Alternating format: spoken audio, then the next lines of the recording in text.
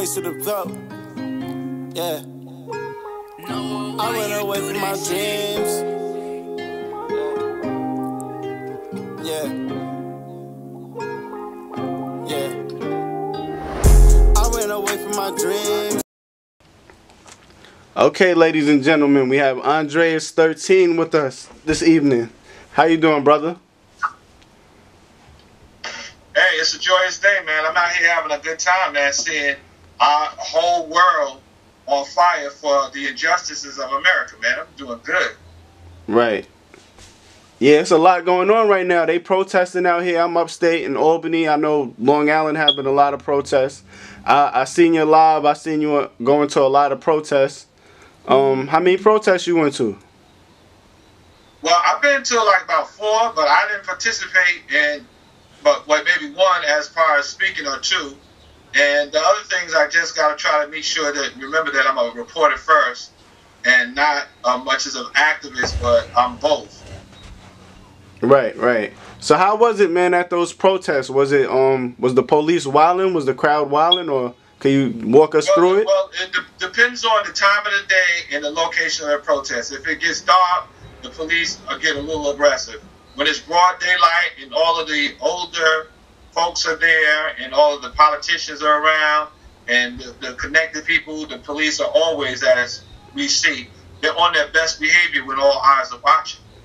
Right. It's just when the lights go down and it turns into, as a song I have called Ratchet Night, that's what it bulges in. Ratchet Night. Yeah, I remember that video. I was a part of that video, actually. Make sure y'all look that up on youtube.com.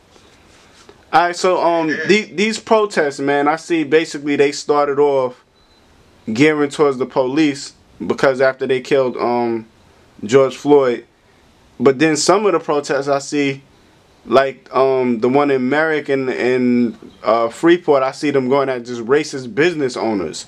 So now are we just going after just racist people in general, or is it just the police? I think what you've seen, well, this is the thing in America, and the psychological term, the psychologists use is collective group psyche. And collective group psyche is the mindset of the predominant group of people. So in America, the white, Anglo-Saxon Protestant is the collective group psyche. So when you see the protesters going after these businesses, what they're telling these businesses, if you do not care about my people who are getting murdered meaninglessly, then I am not going to partake of your business, which I have done. And see, the people who own these businesses like Bracco, like Joe Bracco, and like the guy who is in Merrick who owns the Colony Diner, and the Dominicans who have the Dominican restaurant Unity Avenue, you have to understand that these people look at black people as the collective group psyche. They think that our lives don't matter. They think that we are subhuman, and they feel that we don't deserve to have any rights in this country. So when you see the protesters out protesting, and then these businessmen make these derogatory, racially disparaging sayings, they are going to hold them accountable as well. And I think that this is what has to be done in America, because black people spend more than $1.5 trillion on everything but our own community.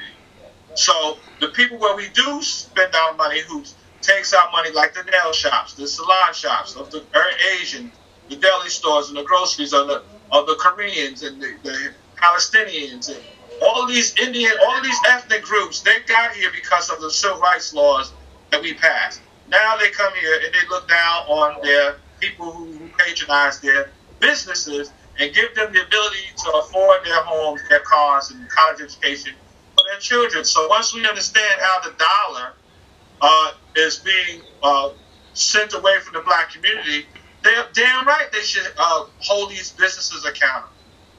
Right. Because I seen the owner from Bracco's in Freeport, I seen he apologized. Did you see that? His quality is not good enough. Absolutely not.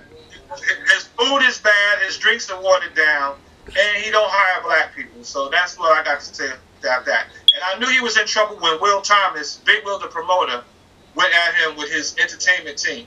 And so now Big Will, and the thing is, you got to understand something. There are not a lot of activists out here. And you know for a fact that I've been the leading activist in the African-American community out here for some 30 years with my roots and Public Enemy in the TV show, The African-American News.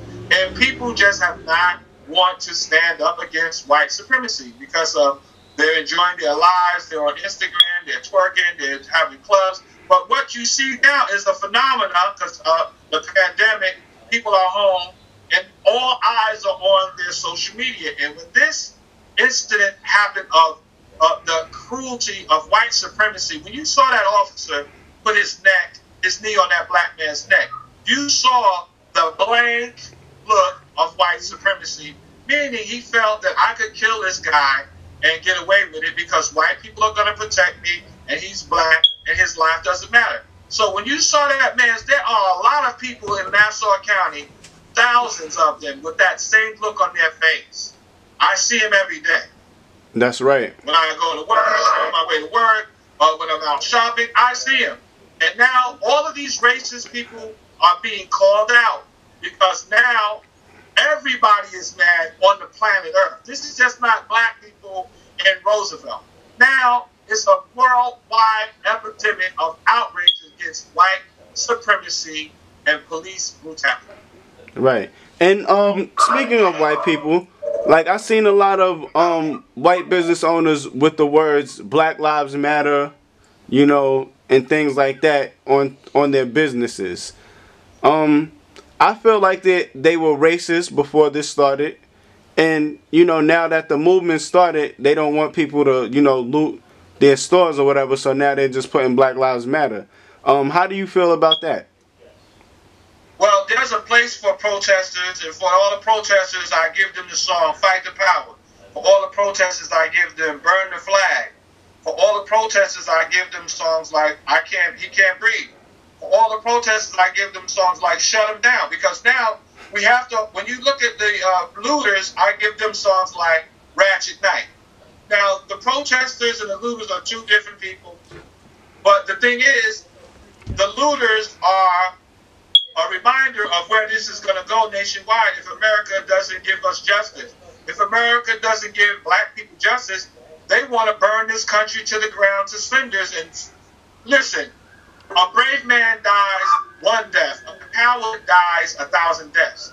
And I think that you've seen the post-traumatic stress disorder that black people have for continually seeing these white murdering police officers kill unarmed black people, like Deandra in her bed, murdered 7 times, shot 7 times.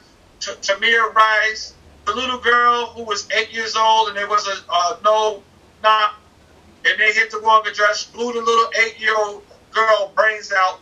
No accountability, and people are sick of police because at the end of the day, we paid these racist cowards to protect us with our tax dollars. So that's the hypocrisy in this whole thing. And police really think that they don't have to be held accountable because they are out here protecting us. But my whole thing is, if you don't want to protect us, don't be a cop. They need to psychologically analyze these guys on an annual basis to see if they're white supremacy, because they are white supremacy on the police force. And the thing about the looters is what they're saying is you don't invest in my company, you don't give us jobs, you don't give money to the softball team, you don't care about black people, so I'm going to destroy your business. Right. That's part of reparations. Is it wrong? Oh, yes, it's wrong. But you can't continually ask people who are being murdered savagely by white supremacists with no care and being slaughtered wholesale by a racist police force, and then you ask them to come down and be civil. That's some bullshit. Because let me tell you something. How do you think the fly feels when he's in the spider web? Do you think he want to hear your shit, or he want to get out of that web? Right. He definitely trying to get out the web. So I'm seeing a lot of these looters. It's wrong, but they have their place. Right, and I'm seeing a lot of these looters are actually white, and they're looting the stores, and then a lot of people feel. The majority of the looters are white. The majority of the looters are white.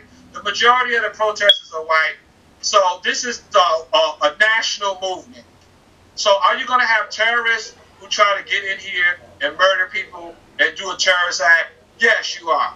Are you going to have people who just want to steal and be a part of the chaos? Yes, you are. Are you going to have anarchists who will want to come in and push a racial divide or a police state or anarchy? Yes, you are. But that's not our problem. If you would stop these racist, animal, murderous, uncaring, God-forsaken officers, this wouldn't happen. Right. That's definitely what sparked all of this up. So, how long you think you could get for actually looting or protesting? You think you could get a lot of time in jail for that? No. No. No. No, okay.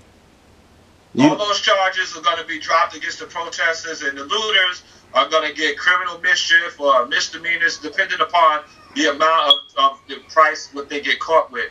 Right. But again, the looting is not basically thievery. It's also attached to the outrage, and they want. That's like when Target said, "Hey, I'm going to donate $100 million." He didn't say arrest all of the looters who burned down my stores. He's like, listen, I understand. So now, you know, all of those people that are getting low wages, give them raises, give them upper management, give contracts to black vendors. See, this thing goes more deeper than just what we're seeing on TV. This is all the pent-up rage for everything. So now that people are letting it out, they're letting it all hang out. They're letting it hang out because of the economic disparity, because of the social disparity, because of the health disparity, because of all the disparities. And as well as you should know, there is a pandemic going on. All right. And people are risking their lives during a pandemic to voice their disapproval of the injustice of that is America. Countries with the CIA and FBI and the Army militarizing every country on the planet, telling China about human rights all the time, going around murdering dictators, killed Muammar Gaddafi, went down to Venezuela, trying to overthrow the government, talking about human rights. But look what the hell they do to black people.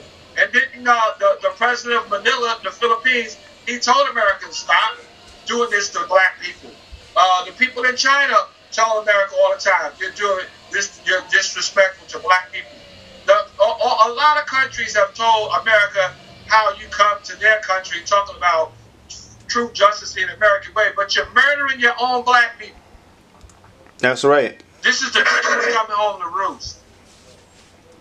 That's right, and we definitely need justice. I feel like this time, black people are really like standing up the most they ever stood up since like probably like Rodney King or something like that.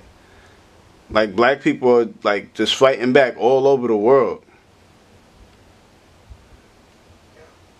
Listen, the biggest Uncle Tom in America has been Michael Jordan.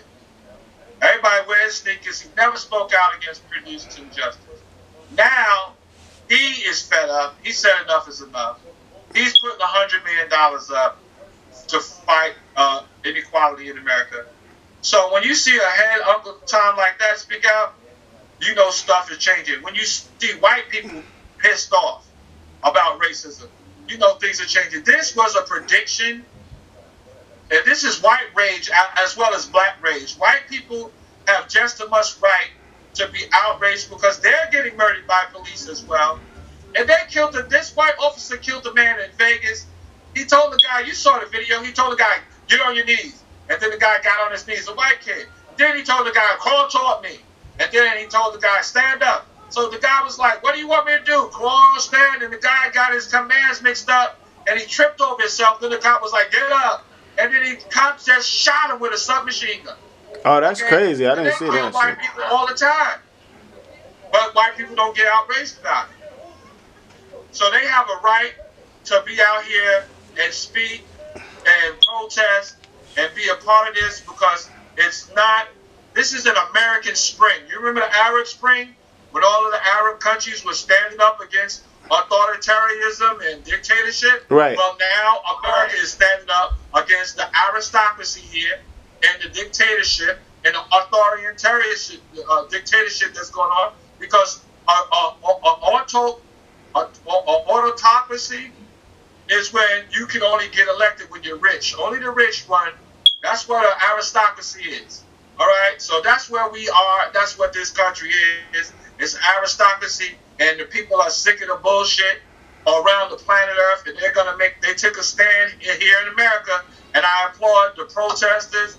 I applaud all the rainbow. I applaud all of the Asians. I applaud everybody, and the people who look down on them, you can go fuck yourself and go to hell. Right. Salute to everybody who's out there, and definitely, if you have anybody who's locked up right now, you might want to reach out to them, because I heard the conditions are crazy for the people who's getting caught. Like, I heard the conditions are crazy. Have you heard from any of them? The celebrities have stepped up to the plate. Kaepernick and a bunch of celebrities, they put a fund together to bail these people out of jail. So if they are any protesters that are in the jail, I'm sure that they got the information to get these guys bailed out. Because that's another thing about Colin Kaepernick. You know, he took a knee. Now the NFL is backtracking on their position about police terrorism, which we're talking about. This is police terrorism, and they have to be reformed. They need to take the guns away from the police. They need to make them held accountable. They need to give them subject to the death penalty if they kill innocent people. They need the reciprocity, because cops are not, they act like cops are the upper class. Cops say shit. If you don't want to be a cop, then don't go and be a cop. If you're going to be a cop, serve the people. If you're going to practice racism, you're going to get your ass handed to you now. And we've been warning police about this for years. That's right. Now this day is coming. They're not, the police unions, all of the unions, they're not going to win. The governors and the mayors all across the country are now going to start taking their money from their budgets, and they're going to start hitting the police in their wallet, where it's going to make them feel it. It's locking their fucking racist ass up. That's right. And the police that murdered George Floyd, they got convicted of second-degree murder, right? No, they charging him with it. Oh, they got charged. All of the officers have been charged with crimes. Okay, the other three officers were charged with basically aiding and abetting in a murder. Okay. All right. So he's charged with second-degree murder, and they're charged with aiding and abetting. And the thing is, they're charged with it, and they better convict them, because if they don't, people are going to burn this country to the fucking ground. That's my prediction. If they let them go, the day after the verdict, the day of the verdict, they're going to have a civil war. They're going to have, not a civil war, but they're going to have a revolution in America, and you're going to see shit that you never thought you was going to see. Because if the American government can't protect us from police, we're going to have to protect ourselves. And we're going to have to create our own army and our own police force, and then we'll let them handle it. Right. Because nobody's going to send their kids to college, to school, pay for their Boy Scouts, piano lessons, ballet lessons, college education, medical coverage, Pampers, bicycles, mini bikes, sports cars when they graduate, but let you just kill them. Ain't nobody going to stand for that no more. Nobody going to let you curse out their mama and get away with it. People, if the government does not give people rights, they're going to take them. That's right. And I see the kids, they are suffering. You know, they're going through a lot right now. Like, we're in the middle of the pandemic, and then like we went straight into this, this worldwide protest. Is this a conversation that you have with your kids? Like, do you have to tell them basically about police brutality and stuff like that? Well, fortunately for me, I've been on TV for 27 years, and my kids worked in my TV studio. So they know all too well about the misdeeds of politicians, police officers, and white people in general who hate black people. They know about it because I've done 10,000 TV shows that bear the fact of white supremacy in America. So they already know about it all. They've been right there, And that TV studio. So they are well aware of it, and they know how to fight it, and they know how to handle racist police officers when they get pulled over. Right. Do you have any words for the? That's how they handle that. Do you have any words for the other youth out there, like that are watching, like how they should go about the protest, like what direction they should actually go in? When you go to the protest, you got your slogans up, you got your information that you want to put out there. Make sure you have a list of your demands of what you want in police reform. Because you out there protesting, we know what you want, but you got to articulate in words what you want from the United States government and the politicians who are elected. You want them to be held accountable because they work for us as well. See, these motherfucking civil service workers got it twisted where they think we serve them. No, motherfucker, you work for the taxpayer. You got to give us our money's worth. So I would tell you, and part of my little curse words, but I'm emotional as well, because I'm traumatized by seeing a black person killed every week by white supremacist officers. I'm traumatized. I have post-traumatic stress disorder from watching this shit, and I'm sick of this shit too. So I don't want to be one of those people that get radicalized by the violence. You know how soldiers are when they go in the battlefield, they see all of the blood and murder, and they become some kind of a Manchurian candidate or some crap like that. I don't want to see that, but this is how they're radicalizing people to feel that only hope they got is what they do.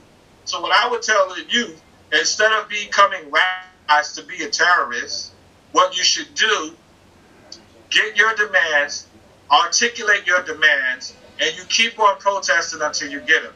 And when politicians are unresponsive, put a voter registration campaign together and put them out of office. When businesses aren't responsible, don't go to their business establishment. We are the #1 consumers in the country. Boycott all of them. If they do not step up, any of these corporations, Louis Vuitton, Versace, Nike, Guinness, I don't care, what do you call it, Victoria's Secret, Target, Walmart, JCPenney, I don't care who they are. If the peoples where you spend your dollars do not support your cause, boycott them. Don't just start this protest and then go home. Start boycotting. Spend your money in the black community. Right. All right. Go to the police department. When you see a police officer doing something, stop. Get out your car. Film it with a cell phone. If a police officer is not professional with you, make a complaint. Take it to the district attorney or take it to the office of human rights or take it to your local politician. But document it and put in complaints. A problem with y'all young guys, y'all don't put in complaints. Put complaints in on these officers and it will get addressed. And they will put a sheet on. So when they start messing up like this idiot that had 18 complaints on him, they got a record to show, yeah, he was a piece of shit. That's right. Have your hands ready and hold these people accountable and register people to vote and target. When you go to vote, know who you voting for. And look at the record of all of these people. This is an election year, next year's election year. Go ask these politicians. Write them. Go to their offices. Go to their houses and ask them, where do you stand on these issues that affect my children and myself? And if they don't, get him out of office. Like there's a politician, his name is Rhodes, Legislator Rhodes. And he doesn't feel that he should have hearings for the stop and frisk. But we're going to protest his house if he doesn't do it. And then we have the county executive, Mrs. Kern, and she's been doing a decent job. She made Long Island a sanctuary city for immigrants, which is a good thing. Now she got to make it a fucking sanctuary for black people. Right, that's right. By stopping and frisking, she got to stop and frisk. That's right. So those are the things that they can do. Film the police. Continue to film the police. You don't got to mouth off to them. Just document, video record, film the police. Start a film the police campaign. Is there a number that people can dial? Is there a number people could dial if they see something unjust? Film it. Film the police and upload your stuff to the internet, live stream it like everybody is doing, and hold them accountable until these laws are changed. We, the people, have to hold the police accountable. The police are going to lie and stand behind the blue wall even when they mess up. Very few times do they admit to guilt. That's right. So we got to basically police the police. Exactly. Right. Now I hear a lot of people saying that, like, we have to do, like, police our own neighborhoods and stuff like that. So does that mean, like, if we see someone get shot, like, we don't call the police and we handle it ourselves, or how we go about that? Well, what I'm going to say is, when you're policing the police, it depends on the incident, because you don't know what's going on. Somebody just robbed the house, or somebody just raped somebody, or whatever, because we want the police to catch the criminals. Our problem is how they inhumanely murder people who are selling cigarettes, who owe child support, who were pulled over for a traffic ticket. When there's incidents like that where police draw their guns, I do not recommend people going to that scene and responding, but I do recommend making sure that you do the things that you have to do legally to make sure that those police do not come back to your community. Now, if the police keep on getting away with it, I recommend that people start their own militias and maybe the Black Panther Party divisions where they have hired patrols to watch the police. Yeah, I would recommend that. Right. I think they have one in Harlem, right? Don't they got a Black Panther Party in Harlem? Yeah, or they Brooklyn? have them around here, and I recommend it because that's the only way that you're going to stop these guys. If the government doesn't stop them, we the people have to stop them. That's right. We just can't say we're going to wait for the government and it's going to be all right, because we've been waiting for the government for 56 years to stop police terror, murdering of unarmed civilians for nothing. Right, and the government's not doing its job at all. You know, I hear a lot of people talking about Trump. Like now, I'm hearing a lot of people saying Trump is actually doing more for the country than Barack Obama did. Like, I hear a lot of people talking foul of Barack Obama in these days. I remember when he first got into the presidency, we were all amped up as black people, like, oh, we got a black president, it's lit. But now, they're saying Trump is actually doing more for black people than Barack Obama. How do you feel about that? We're not gonna. The tell of the tape on Trump is the jury is still out on Trump, and we're not gonna know what happens with him, because as soon as he gets good advice, he changes course. He's a flip flopper, so he does what's good for him, and he does good what's for him at that moment. Now, the thing with Barack Obama, we're gonna be clear. Barack Obama didn't do shit for race relations. He didn't do shit for black people when he was in office. I mean, we watched Barack Obama as he was the president, and we watched him 2 years before. Barack Obama said black people do not deserve reparations 2 years before he ran. Right. He said the descendants of slaves, which makes the people who are the DOS, descendants of slaves, the DOS, okay, DOS, descendants of slaves. Right. He said they did not deserve reparations. He said it. Okay, and that was 2 years before so we knew when he became president, he wasn't going to do shit of substance for black people. And he was a good look for black people because we had a black president. But as far as policies that impacted the disenfranchised based on racial discrimination, racial profiling, police terror, and murder and mayhem, he did not a damn thing, because he could have enacted federal laws just like you see Trump enacting all of these executive orders. Obama could have done that, but he didn't. So the people are right to speak ill of Obama, because Obama, he didn't do shit for black people, but other than being black. And you must consider this. Obama did not come out of the slave trade. he is not a descendant of slaves. His mother was a European who was related to all of the presidents in the past that gave him a blue blood in his blood, and his father was from Kenya. Okay, and his father came here on a college program started by Harry Belafonte.